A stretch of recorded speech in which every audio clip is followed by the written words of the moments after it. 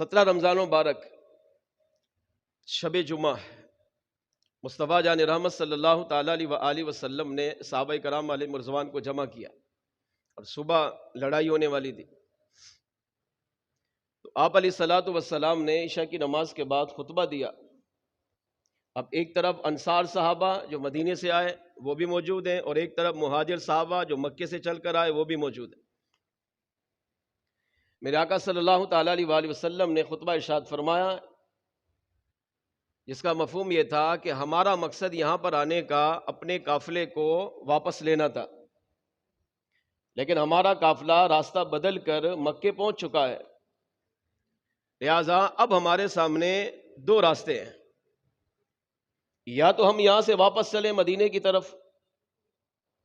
کیونکہ ہم جس مقصد کے لیے آئے تھے، جس قافلے کا مال لینے کے لیے آئے تھے، جو کہ ہمارا حق تھا، وہ چلا گیا۔ اب یا تو ہم واپس لوٹیں کیونکہ ہم جنگ کے لیے تو آئے نہیں ہیں، یا دوسرا راستہ ہم صبح ان کفار سے جنگ کریں اور لڑتے لڑتے لڑتے اپنی جانیں اللہ کی راہ میں نچھاور کریں۔ صحابہ کرام علیہ رضوان سے میرے آقا صلی اللہ علیہ وسلم نے مشورہ لیا۔ اب صحابہ کرام علیہ رضوان پہلی جنگ اسلام کی، سیدنا صدیق اکبر رضی اللہ تعالیٰ عنہ کھڑے ہوئے، عرض کیا یا رسول اللہ صلی اللہ تعالیٰ علیہ وسلم، اگر میری رائے آپ پوچھنا چاہ رہے ہیں تو میری رائے یہ ہے کہ ہم ان سے صبح جنگ کریں، کیونکہ یہ کفار اسلام کے دشمن ہیں، یہ ہمارے دین کے دشمن ہیں، آپ کے دشمن ہیں، انہوں نے ہر طرح کا دین اسلام کو نقصان پہنچایا ہے۔ اب جب وہ لڑنے کے ارادے سے آئے، اگرچہ ہم نہیں آئے، ہمارا مقصد قافلے کو مال کو لینا تھا، لیکن قافلہ جا چکا ہے، لیکن اب وہ لڑائی کے لیے آئے ہیں تو ہمیں صبح لڑنا چاہیے۔ حالانکہ صحابہ کرام علیہ رضوان کی سیرت پڑھ کے دیکھیں، صحابہ کہتے ہیں 1,24,000 صحابہ میں سب سے نرم طبیعت کے مالک صدیق اکبر تھے، چھوٹی سی بات پر رو پڑتے تھے، معمولی سی بات پہ اگر کوئی صدیق اکبر رضی اللہ تعالیٰ عنہ کو کسی بات میں اگر خطرہ بھی لاحق ہوتا نا، اس پہ بھی رو پڑتے تھے، اتنی نرم طبیعت کے مالک۔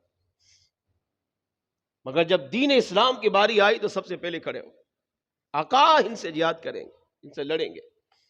کیا ہوا، ہم 313 ہیں، وہ ہزاروں ہیں، ہمارے پاس کچھ نہیں ہے، ان کے پاس سب کچھ ہے، ہم لڑیں گے، ہماری ایک جان ہے، میں چاہتا ہوں کہ یہ ایک جان اللہ کی راہ میں قربان کر دو۔ مولا علی مشکل کشا رضی اللہ تعالیٰ عنہ کھڑے ہوئے، عرض کیا یا رسول اللہ صلی اللہ علیہ وسلم، ہم ان سے لڑیں گے، آپ اگر اجازت دیں گے تو ہمارا مقصد، میرا مقصد یہ ہم ان سے جہاد کریں، یا ان کو واصل جہنم کریں یا پھر اپنی جان اللہ کے دین پہ قربان کریں۔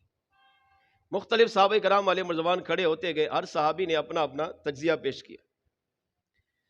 میرے آقا صلی اللہ تعالیٰ علیہ وآلہ وسلم نے جو انصار صحابہ تھے نا مدینے کے، ان کی طرف دیکھا۔ اچھا، جو مہاجر صحابہ تھے جو مکے سے آئے تھے، ان میں جوش تھا،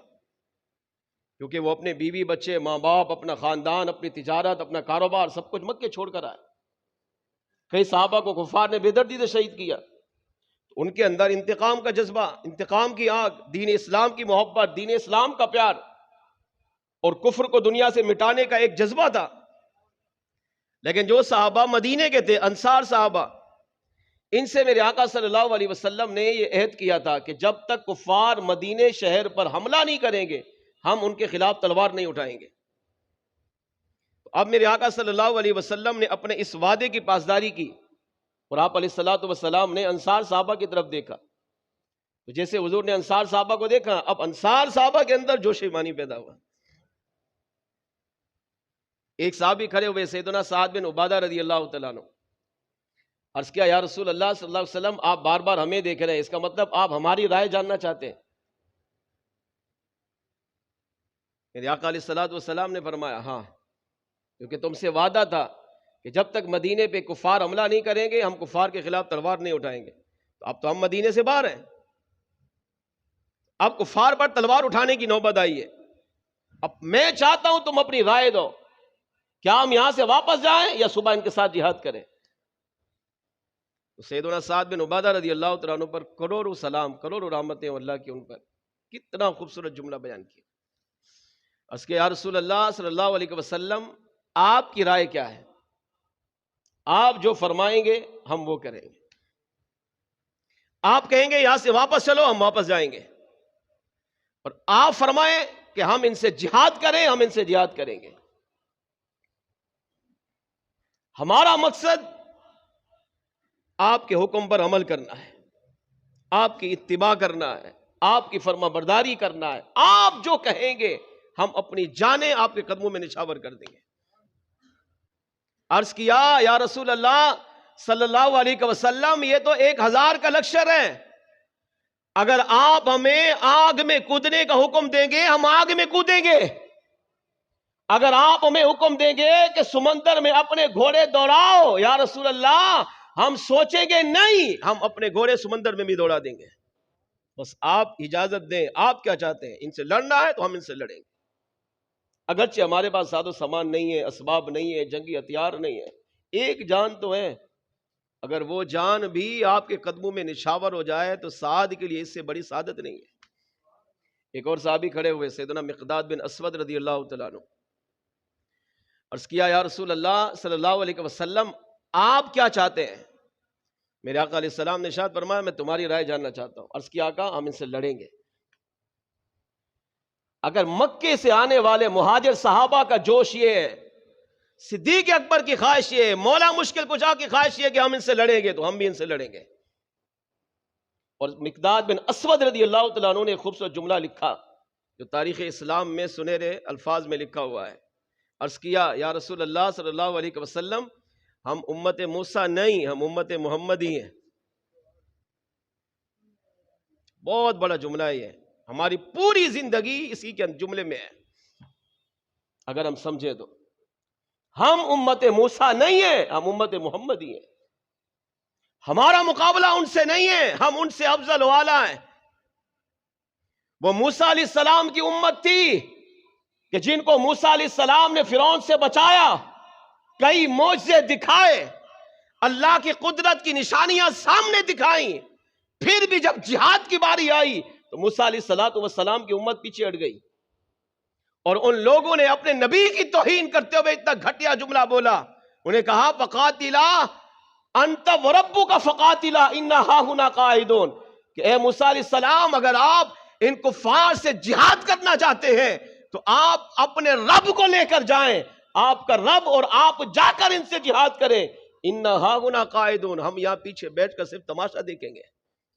اور رب کو لے کر جائیے، وہ رب جس کی قدرت کی نشانیاں موسیٰ علیہ السلام اپنے آنکھوں سے دکھا چکے۔